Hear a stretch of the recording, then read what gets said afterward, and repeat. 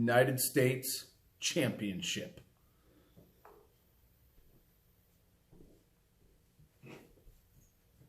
What's up, everybody? Jed Johnson here from dieselcrew.com. Of course, you know they call me Napalm.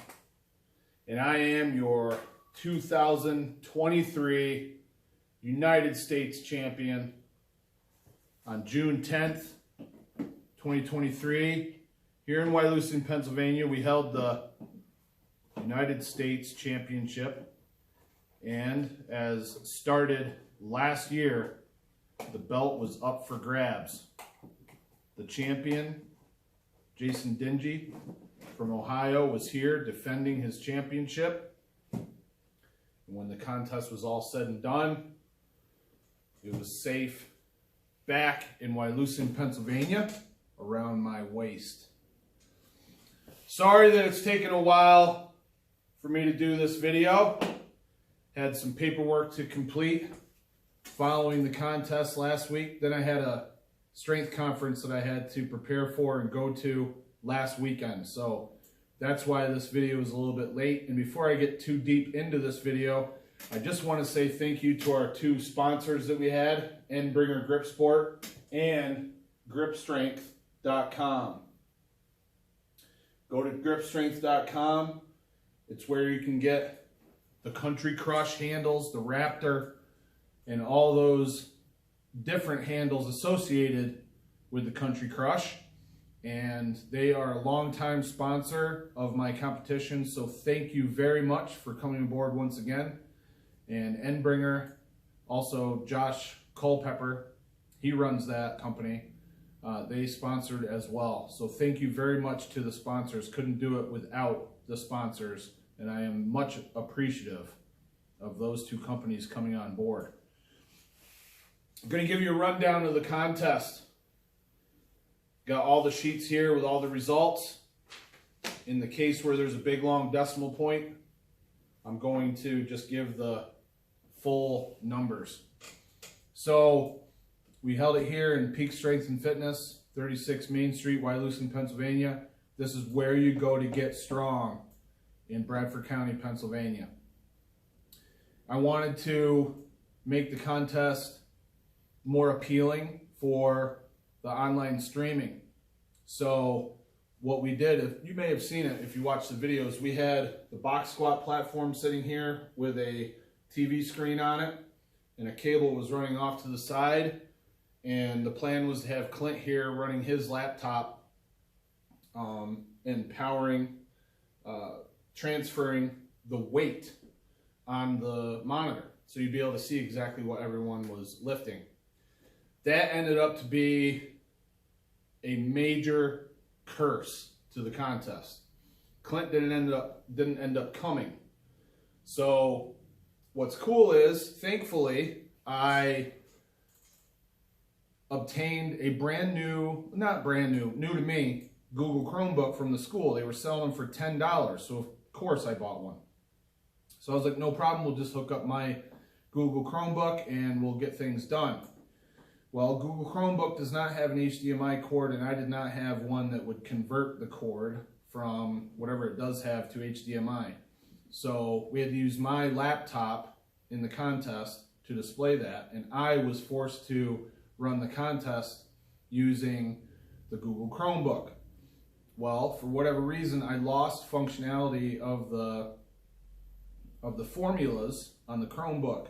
So after each event, I had to go in and do the totals for the weight classes and the overall rankings by hand, basically, inputting a formula in the cell character by character. So equals, parentheses, click a cell, divided by, click another cell, close parentheses, times 10 on every single cell on a screen that was very hard to see, very small print, and it added a great deal of stress.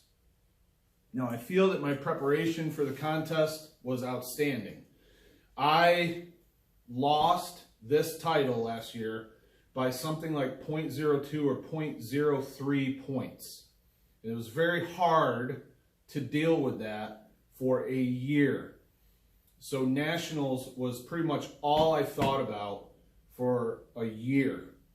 And even though I trained for other contests, I was always keeping in mind I have to bring up my grippers, I have to bring up little Bighorn, and I figured the thick bar and the pinch would just accumulate over the year, because thick bar and pinch is always in every contest. And then I also decided to have a medley. Now, if you're not familiar with the process, for the last 2 years, we've accepted promoters to, we've allowed promoters to enter a poll to be voted upon. So they would submit the date, the location, and the events that they would run for nationals. And then all of the people who were qualified lifters would be able to vote on the location of nationals. I think we had 7 places this year. There was one in California. There was one in Nick Sanders. I think he's in Kentucky or Tennessee. I'm forgetting right now. We had a location here. We had a location in Maine. That's 5. There was another one in New England. Or that's 4. So that's 5 total. So I think we had 7. And I won. And the only significant change that I made this year was going to a 5th event with a medley. I feel with a standard medley in last year's contest, I would have been able to take the title, but we only did 4 events. I didn't want to have to cart so much stuff down there. I was already carting a ton of stuff down to Harrisburg, Pennsylvania for that contest, and I didn't want to bother with a medley. But this year, since it was being held here at the gym, I went ahead and ran a medley, and I also switched it up this year. We went with the Canary Islands medley, where everyone chose their own single challenge item to put into the medley. So we had, since there were 15 contestants initially, we went with 15 challenge items. We'll get into that more as we get into that event. But we started off with grippers, then it was 2-inch Napalm Nightmare, 6-inch lift, 2x5 Napalm Nightmare pinch, 6-inch lift, little Bighorn 6-inch lift, and then the medley. The competitors, this is just the order that I have them on the sheet. Tim Butler, Rob Snyder, Tom Flesher, Evan Norton, Luke Raymond, Nick Sanders, Melissa Dingy, Jason Dingy, Ben Helms, Zach Mullins, Chaz Strange, Josh Culpepper, Vinny Rivalese, and me. We did the grippers by order, reverse order of entry forms sent in. We used the NAGS GSI grippers, which are all rated from 70 pounds up to, I think, 220 in 5-pound increments. And going into this contest, I knew it would be extremely important for me to not start so far behind the first place contestant once grippers was done. Jason Dingy, perennial leader in any contest that he competes in. Nick Sanders, huge lifter. I coach him. I knew he was having some really good training coming in, and he would be a front runner. Ben Helms, only been involved in grip 1 year, already to the top levels of grip sport in the United States. Luke always has the potential to win in a grip competition. A lot of what holds him back is his interest in multiple pastimes, the fact that he's a new father with a young child, and some injuries kept him from training as much as he probably would have liked to, but he's always right there at the top. And then myself, finished 2nd place last year and national champion for several years in a row. But with this group, I knew I had my work cut out for me. And luckily, I tied for 2nd with Luke, Ben, Chaz Strange, and Vinny. So tied for second place with all those people, and Dingy in first place with a 170 close. We all hit 165. So that doesn't put me behind too awful much. I don't know exactly what the score was with percentage-based scoring, but I was still pretty close. Second event, 2-inch Napalm Nightmare. I knew going in, Jason Dingy would be up near 500 pounds at least, because he was either very close to that or over 500 pounds last year, and his thick bar has done nothing but get better all year long, as demonstrated by multiple tests of thick bar strength. I knew that Ben's thick bar strength was way up there. Nick, I knew that his thick bar strength was way up there. So I knew I had to be on top of my game. And that's why having to mess around with that stupid spreadsheet was a big stressor. I am so happy to say that next year, at least next year, I will not have to run nationals and compete at the same time, because I've already said that I would not be putting into the poll next year. I think that'll help a lot, or I think that'll make a lot of people happy, because I know there were a lot of qualified individuals in California that would have liked to have competed at nationals, but they had a problem with the travel and renting cars and stuff like that, so they didn't end up attending. Instead, they ran their own event on Sunday using much of the same events.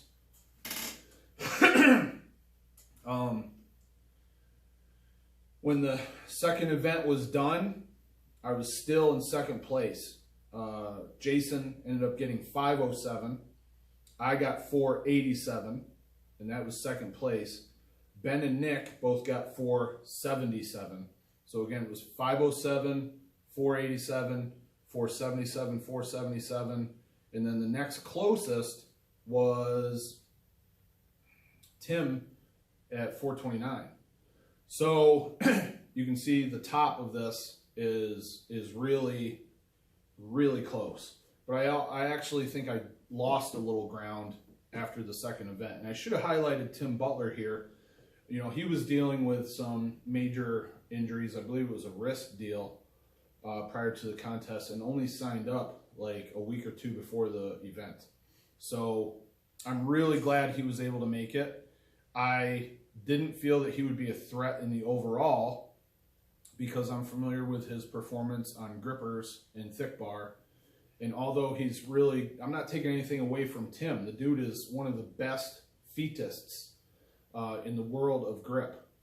But I just know that a lot of times in competitions, his numbers on the handles aren't paralleled to where he performs on things like inch dumbbell lifts and things like that. But I do know that he brings with him a mighty little Bighorn, and that he could really rock things and cause some issues near the end of the contest, just like he did last year. So knew that going in. I was aware of it, and I had to keep things close.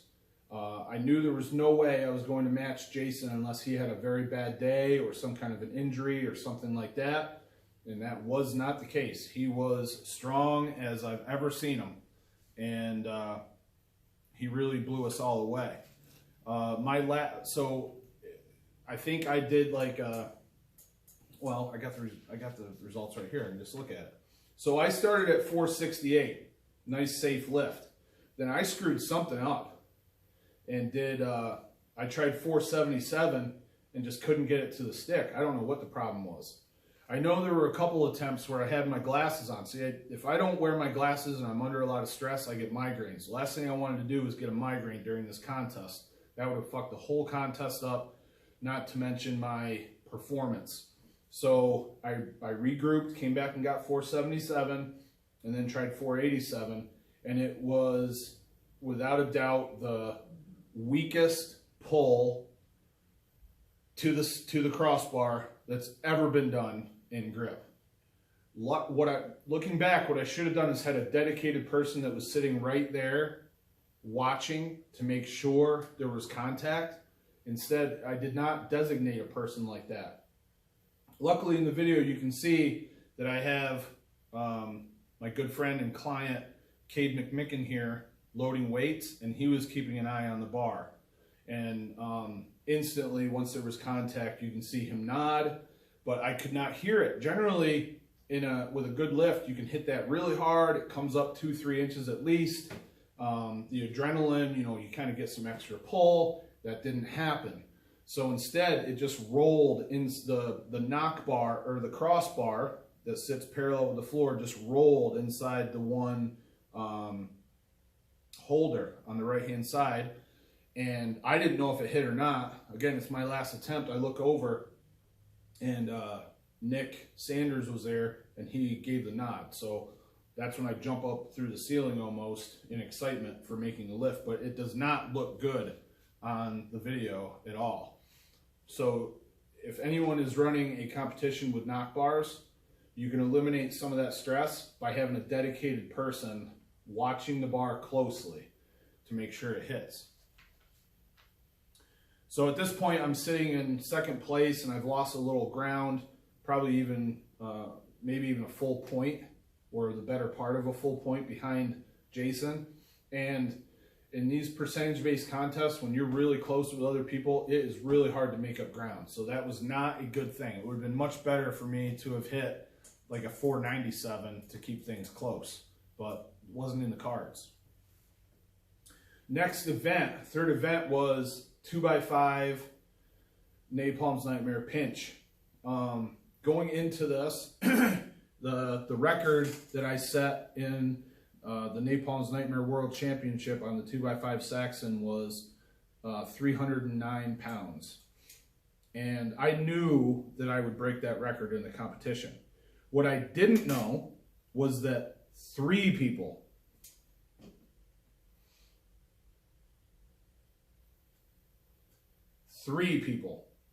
would break that record.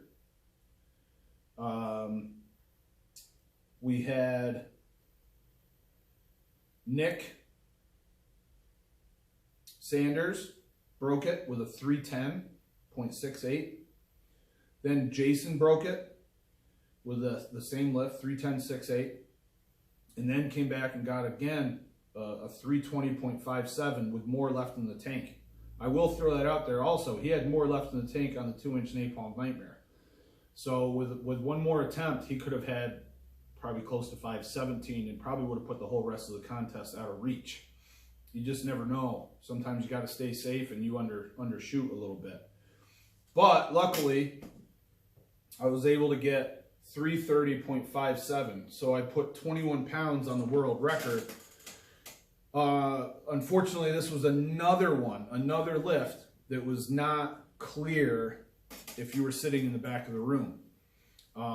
Thankfully, people were watching and they were able to see that it hit, and my guy Mike Newman was actually filming it, and you can see that it lifts the stick up ever so slightly. And also, I believe this is the one on the video, you can see, or you can hear a ting when the knock bar hits the crossbar.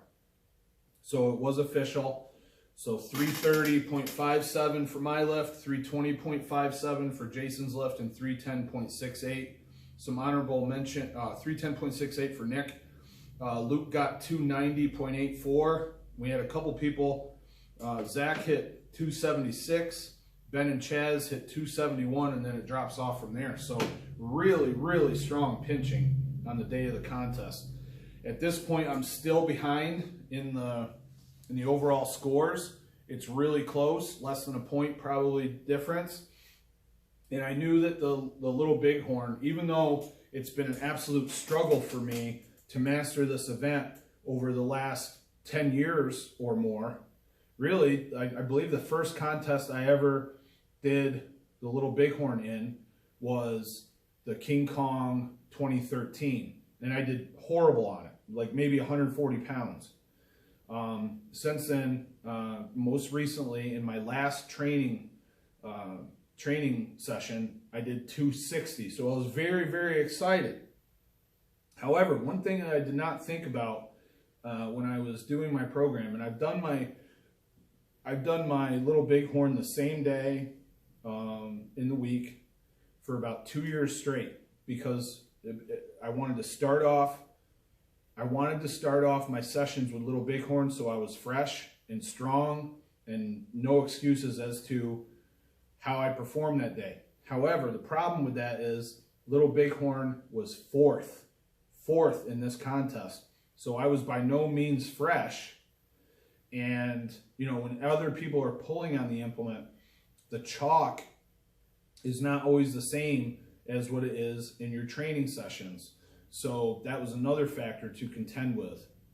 So, and like I said earlier, you got Tim Butler, who is a true master at this event. If I remember correctly, he won that event last year. And with what he got versus what I got, I was unable to pull ahead of Jason. Like I said, last year, I lost by like 0.02 or 0.03. So 2 or 3 hundredths of a point. If I would have made my last attempt at the 2022 competition, I think I would have finished 10, 15, or 20 pounds ahead of Jason. So it would have been enough to make up that gap, but I didn't make it. I just didn't make the lift. This year, I felt much better. My confidence on the implement on the little Bighorn has gone up tremendously. I just shared a video last week that I had previously uploaded where I got something like 240 and 245 in the same training session. Sometime soon, I will post a video where I got the 260 in the training session. Look, but it all comes down to this: confidence. My confidence on the event has improved tremendously. I no longer feel that the little Bighorn is a liability for me. I feel it's a strength, and I was confident. So I knew that I would be pulling really good numbers for me historically. So historically, I fail around 215, 218. I have for years. I think for a long time, I trained without the uprights, and because of that, whenever I got into a contest with uprights, they always factored into my vision, and they always distracted me. So anytime I get closer to a contest now, I'm training with those uprights so that I feel comfortable with them around me. And that's paid off tremendously. So the way the event fell out, Tim and Luke, oh, and I didn't mention Luke. Luke, like I said, does not train nearly as much today as he did in the past for various reasons. He likes to hunt, he likes to golf, he likes to fish, he likes to spend a ton of time with his son. And, you know, looking back, that's probably one thing that I sacrificed was time with my daughter when she was tiny because of training. Luckily, my gym at the time was right in the basement, but I did not allow my child to get in the way of my training. And it's not that Luke's letting his child get in the way of the training. That kind of came out wrong. But grip training has fallen down a little bit in the priority list for Luke. And there's nothing wrong with that. That happens. That totally happens. Still the greatest grip training partner that I've ever had. So Luke and Tim both got 248.29, which I think the world record for GSI is in the 250s. So that's right under the world record. They both got that on their last attempts. I finished 10 pounds under at 238.39. And I don't know if I said that right, 238.39. And then I missed 243.17. So those 5 pounds would have been very valuable in maintaining ground for the score in the event, and it would have edged me ahead of Jason a little bit more. Luckily, he got 228.45, so I finished 10 pounds ahead of him. So now, after finishing ahead of him by 10 pounds in the pinch and 10 pounds in the little Bighorn, I've pulled ahead of him going into the last event.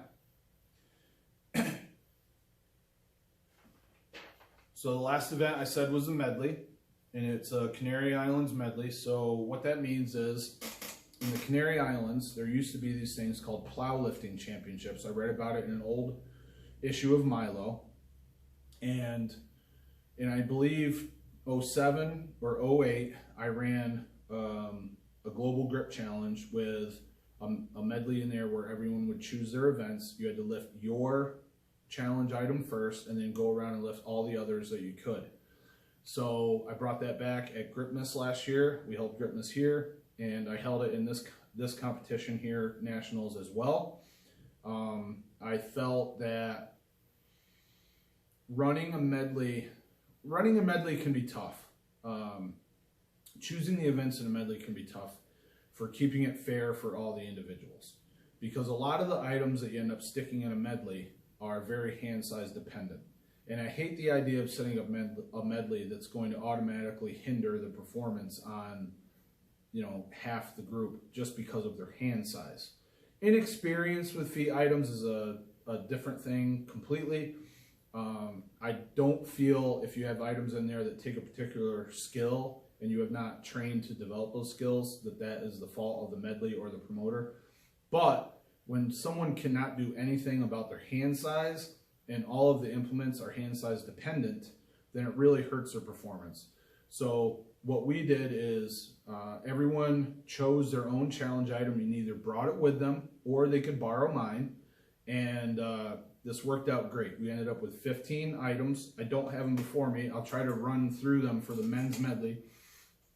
150-inch pickaxe with 12 pounds, 100-pound rim lift, key pinch rim lift, a KWN 50 blob, a next gen blob, a deck of cards, a bowling ball implement that Nick Sanders came up with, where you have to lift it like this, either first 2 fingers and thumb or middle 2 fingers, just like you would grab a bowling ball.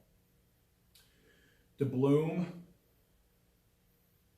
key pinch, grab ball, and I'm obviously missing a few.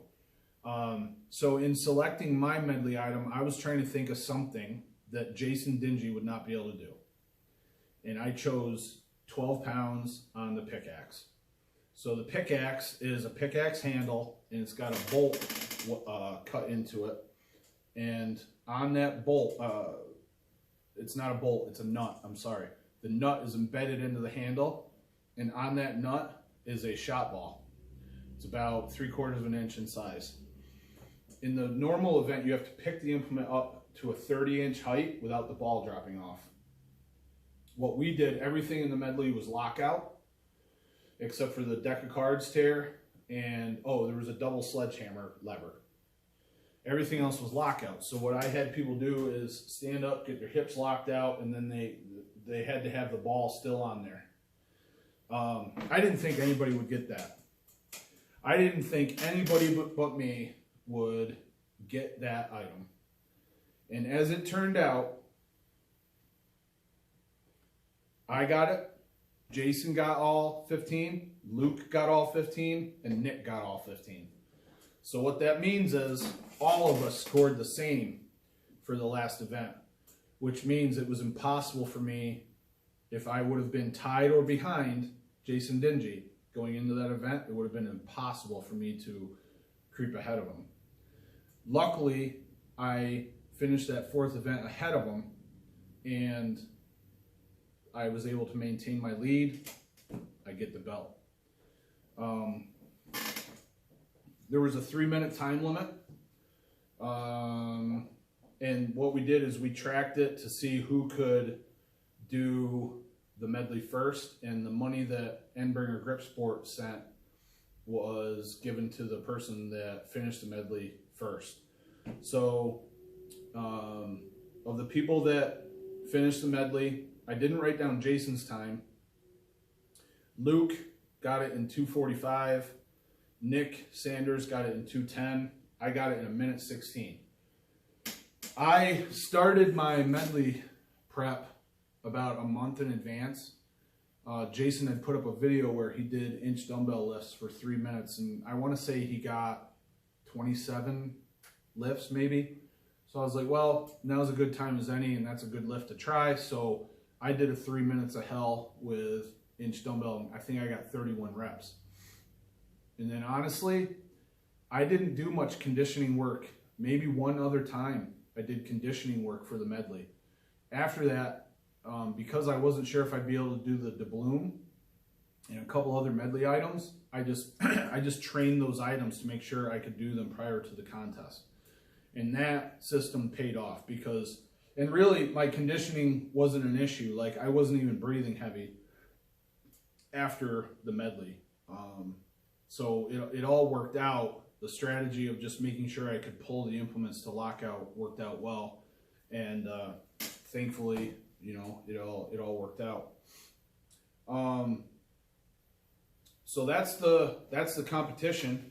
If anyone has any questions on the events, you can feel free to ask. The live streams are up on my channel.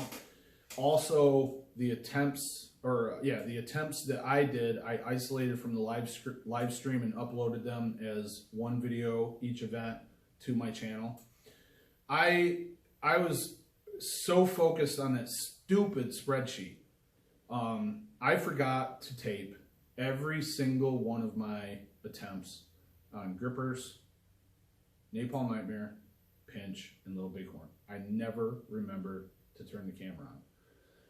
In addition, I gave a phone to Chaz to record Jason's and my attempts, but I don't think he understood what I meant because he didn't tape my attempt. So this is probably the worst I've ever done as far as documenting my own attempts to have them for posterity, but luckily we had the live stream going. I just like I was one of the first people to put videos up on the internet of their own training, so it's just a automatic part of a contest to get my attempts filmed. But you know, I've missed one here or there on lighter attempts, but to miss all of them, it was just crazy. And I was just so severely distracted by that laptop. I mean, I'm very, very thankful that everything turned out the way it did. You know, I walk in here like Ric Flair with the belt on, you know, that's just to have a little fun, but really the contest could have gotten completely out of control for me. Really, I'm not upset about any of my performances. The Little Bighorn is an all-time PR in competition for me, I believe, at 238. All-time world record on the 2x5. I'll be talking about the training that I did on the Napalm's Nightmare at thegripauthority.com. I can assure you it's something that probably has never been done before, and it paid off big time, especially on the pinch. So if you're not a member of thegripauthority.com, you need to become a member because this stuff is, I feel, groundbreaking, and I will be doing it again. The 2-inch Napalm's Nightmare 487, I don't think that's an all-time PR, but you know, in training, you know, I was topping out at 450 added, so the implement itself weighs like 15 or 16 pounds, so that's only like 466. So it's about a 20-pound PR for recent times. I think my best ever is 491 in a competition. I think that was February of 2021 at the Diesel Crush Classic, if I remember correctly. That's probably not correct. It was probably Cupid's Nightmare. And that would have been February of 2019. And then grippers, I mean, I'm nowhere near what I used to be on grippers. I think my best GSI score on grippers was 185, but I don't think that was a legit 185. That was when everybody rated their own grippers. As far as the era where we've used these grippers that were all rated by Canon, my best close is 180. So it's a battle. Once you lose your crush, I mean, it's hard to get it back, especially when you don't enjoy grippers. And I don't enjoy training grippers at all. But I'm putting more emphasis on those because grippers will come up again, and I need to improve that number. I can't be tied. I can't have a 4 or 5 way tie in second place. I can't. If I'm not going to take first, then I need to be solid in second place by myself. So a big part of my training going forward is going to be grippers. You always have to be assessing your weaknesses, and you know, if you're struggling on grippers, then you need to put emphasis on the grippers. And you know, if your technique is holding you back, then I can't put enough emphasis on getting my Crush DVD. It's going to lay everything out for you. And if it's a programming thing, CBT, cadence-based training for grippers. You can't go wrong with it, man. It'll take you where you need to go. And I have said it before, but I'm going to like set up a sheet where I do the exact CBT program to get my grippers back up. It's what I did to get to 180. It's what I did to get to a Mash Monster 4 close. And I've hated grippers for so long, and I've gotten so far away from that type of training that you can see it's right there on paper. I'm only closing 165. And at Gripmas, when we did grippers, I only closed like a 150 or 155. So, you know, in recent training, my best close is a 164. That's not acceptable. It's just not acceptable. So back to the drawing board, get a plan going, rearrange some things, and grippers are going to be in the program for a long time now. Next contest for me is in September, heavy hands. Ben Helms and Zach Mullins are running that. Man, I think it's in Virginia. I'm not sure right off the bat, but you can look into that. You know, Ben Helms is a force to be reckoned with, and if I'm not careful, he's going to overtake me. Can't be having that. So work is going to be continued to put in. We just started training for heavy hands Thursday. Actually, I've done a few test lifts on some of the implements prior to that, but we just did our first hard session based around the events for heavy hands. I do plan on doing King Kong this year. I'm not sure if I'm going to run a location though. I am so burnt out of running these contests. I ran a February contest last year that was Worldwide Grip Battle. I ran Nationals. I ran King Kong last year. I ran Napalm's Nightmare World Championships. I ran Gripmas, all in 2022.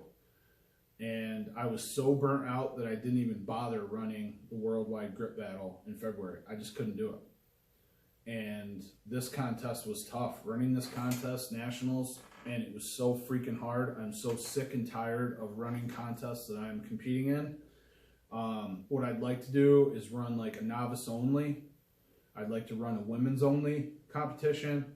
And then I would not compete in either one of those, obviously, and just sit there, run it, and give other people experience. But I am so glad to say that I don't have to run this competition next year. It's so much stress running a competition and competing at the same time. And when other variables like the laptop don't go your way, it's a big frustration and distraction. And I'm thankful that I was able to put together a training preparation that led to good solid strength and numbers on these events, and it paid off in victory. I want to thank once again gripstrength.com for the sponsorship. I want to thank Nbringer Grip Sport, Josh Culpepper once again for his sponsorship. I thank everybody that made it to Nationals. I wish more people were competing. That's another thing. If people are not going to come to my Nationals, then I don't want to run it. I do not want to run it. I'd rather have 30, 40, 50 people at Nationals than have 15. That sucks. Especially when I know there's people that live within 4 or 5 hours that could easily come here and compete, and they choose not to. They're qualified and they still don't come. Let alone the people that have to travel, pay airfare, rent a car. People don't want to do that? Fine. Next year, you don't have to do it and come to my place because it ain't going to be here. Don't know what the events will be. That'll be decided. I'll be reaching out to promoters here soon. We're looking at changing the yearly schedule to coincide better with a June North American Championship next year. I've been talking with Eric Hussein about that. It's his turn to run the North American Championship, and since COVID hit, we have not been able to have that.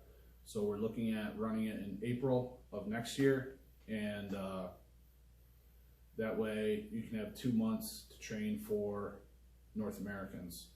And then that gives us the opportunity to set up a World Championships, which is would be another 2 months, which would be August, and then you get another 2 months for King Kong. So that is the plan, and hopefully no other competing promoters hear that and decide to run something in opposition to us, but I wouldn't put that past anybody. And again, thanks to everybody for watching that tuned in for the live stream. If you have any questions on the events, the contest, etc., feel free to ask. And then make sure you check out thegripauthority.com. I'm going to be covering some stuff as far as how I prepared for this competition that is different from what anybody else is doing, I assure you. And that's it, everybody. If you like the video, give it one of these. Be sure to subscribe. Don't be afraid to share it around to your friends. And all the best in your training. Take care.